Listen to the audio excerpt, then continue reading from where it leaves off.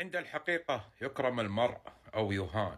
شكرا للمملكة المغربية، شكرا للشعب المغربي العظيم الأبي الحر الأشاوس على وقفتهم وعلى دعمهم وتضامنهم مع دولنا. فعلا أنتم الأشقاء، أنتم الأصدقاء، أنتم الأخوان والأهل لنا. نعم أنتم عرب، هذا ما نعرفه عنكم، ولا عزاء لمن يقوم بالتطبيل، لمن حتى لم يستنكر الهجوم الذي حدث على أوطاننا وعلى أمننا وعلى بلداننا العربية، يقعد يمجدهم.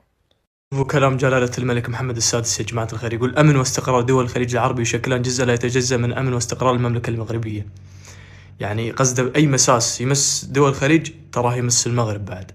والله العظيم في ظل هالأشياء اللي قاعدة تصير، شوفوا وقفة المغرب معانا يا جماعة الخير. والله العظيم ونعم بكل مغربي. والله يحفظكم، وديما المغرب وديما الإمارات، ورب يحفظكم يا جماعة الخير. واللي مضافني يضيفني ونتشرف فيكم. صاحب الجلالة الملك محمد السادس يتصل بأخيه سيدي صاحب السمو الشيخ محمد بن زايد ويدين الهجوم الغاشم الإيراني على دولة الإمارات العربية المتحدة، وتحدث وقال إن المغرب مع دولة الإمارات، وأن المغرب تدعم دولة الإمارات العربية المتحدة في أمنها واستقرار. هنا الأخوة وهنا الوفاء، وديما مغرب وديما الإمارات. تلقى صاحب السمو الشيخ محمد بن زايد آل نهيان رئيس دولة الإمارات العربية المتحدة اتصالا هاتفيا من أخيه جلالة الملك محمد السادس ملك المملكة المغربية الشقيقة. أعرب خلالها جلالة الملك عن إدانة المغرب الشديدة للاعتداءات الصاروخية الإيرانية السافرة على أراضي دولة الإمارات العربية المتحدة وبعض الدول الشقيقة، ووصفها بأنها انتهاك صارخ للسيادة وتصعيد خطير يهدد الاستقرار في المنطقة ومخالف للقانون الدولي وميثاق الأمم المتحدة. وأكد تضامن المغرب التام مع دولة الإمارات في كل الإجراءات المشروعة لحماية أمنها وسكانها.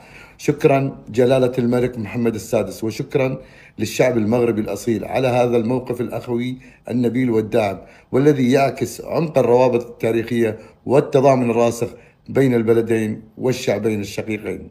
شكرا من القلب. هذا كلام واحد من اخواننا المغاربه، يقول: معكم في السراء والضراء اخواتنا، حاط علم الامارات وعلم المغرب. والله العظيم يا الشعب المغربي العظيم، ان اجمل شعب، وانه ما في اي ذره حسد. الشعب يتمنى لك الخير، وهم بعد عندهم الخير، وعندهم اللاعبين المميزين، وعندهم كل شيء، والحمد لله. وديما مغرب وديما الامارات، واللي ما نسى يضيفني ونتشرف فيكم. يا مرحبا وسهلا.